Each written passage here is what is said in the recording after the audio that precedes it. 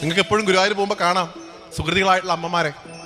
ഞാനൊക്കെ തൊഴുതോട് നിൽക്കാനുണ്ട് അവർ പോകുമ്പോൾ. അയ്യോ പൊക്കോട്ടെ, അവരുടെ ദേഹത്ത് എൻ്റെ കൈ തട്ടിയിട്ട് അവർക്ക് വേദനിക്കരുതേ. നമ്മൾ ഗുരുവായൂരപ്പൻ എന്താ കൊടുക്കുക?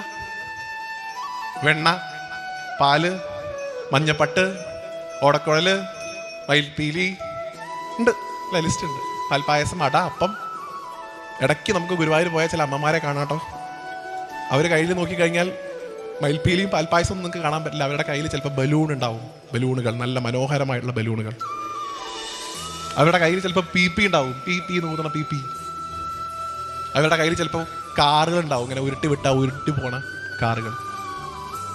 അകത്തിരിക്കുന്നത് തത്വാത്മാവി സാക്ഷാൽ പരബ്രഹ്മാണെന്ന് കരുതിയിട്ടല്ല പാവങ്ങൾ പോണത്. അകത്തിരിക്കുന്നത് എൻ്റെ ഉണ്ണി, എൻ്റെ കുട്ടി.